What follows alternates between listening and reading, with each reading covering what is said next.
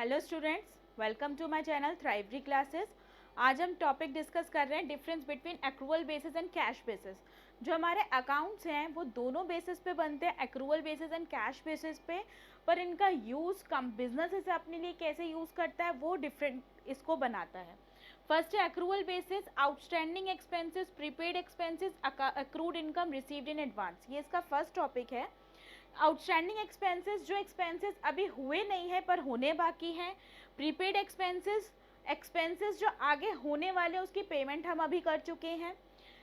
Accrued income received in advance, अभी हमने service या गुड्स नहीं दिए हैं बट उसकी इनकम हमें हो चुकी है, वो है एक्रूअल बेसिस। मतलब ये सारी चीज़ें हम पहले से ही अपने अकाउंट्स में रिकॉर्ड करेंगे। पर कैश बेसिस के साथ क्या है, जब हमारा कैश जाएगा या हमारा कैश आएगा हम रिकॉर्ड सिर्फ और सिर्फ उसी कंडीशन में करेंगे। बट एक्रूअल बेसिस हमारा जैसे ही ट्रांजैक्शन होती है वैसे ही रिकॉर्ड करता है। इसके बाद है हायर इनकम। अक्रूअल बेसिस पे जब अकाउंट्स बनते हैं तो हमारी इनकम ज़्यादा शो होती है। क्यों? क्योंकि ये हमारी prepaid expenses, prepaid income, income received in advance, ये सब शो करता है। कैश बेसिस में के यूज़ करके जब अकाउंट्स बनाते हैं तो हमारी इनकम लो होती है। क्यों होती है? क्योंकि वो सिर्फ और सिर्फ कैश ट्रांजेक्शन्स दिखाता है। कैश एंड क्रेडिट, ये कैश भी लेता है अक्रूवल और क्रेडिट भी लेता है। क्रेडिट देना बाकी हो, लेना बाकी हो, दोनों चीज़ों में हमारा ये काम करता है। कैश बेसिस सिर्फ और सिर्फ कैश रिकॉर्ड करता है, कैश आया या गया इसे सिर्फ और सिर्फ कैश से मतलब है और किसी भी चीज़ से नहीं है। इसके बाद रिलायबल, क्योंकि ये ट्रू इन्फॉर्मेशन देता है। कोई प्रीपेड एक्सपेंस है, जो एक्सपेंस मेरा आज हो चुका है पर मैं उसे यूज़ 2 महीने बाद करूंगी या साल भर बाद करूंगी, तो एक्सपेंस तो मेरा हो चुका है, उसकी सर्विस या उसका गुड्स मिलना मुझे बाकी है, उसका प्रोडक्ट मिलना मुझे बाकी है, तो इसीलिए ये रिलायबल है, इस पर हम विश्वास कर सकते हैं।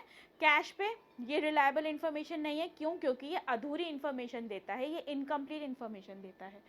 ऑब्वियस सी बात है, जब हमें ये इतनी सारी टेक्निकल टर्म्स यूज़ करनी पड़ रही हैं तो हमें एक्रूअल बेसिस अकाउंट्स बनाने के लिए टेक्निकल नॉलेज की ज़रूरत है। कैश में बहुत सिंपल है, सिर्फ कैश का आना जाना देखना है, कोई टेक्निकल नॉलेज की हमें ज़रूरत नहीं है। एक्रूअल बेसिस ऑफ अकाउंटिंग को रिकॉग्निशन मिली हुई है कंपनीज एक्ट 1956 के अंडर। ये लीगल है, यही तरीके से अकाउंट्स बनते हैं, यही तरीके के अकाउंट्स वायबल होते हैं।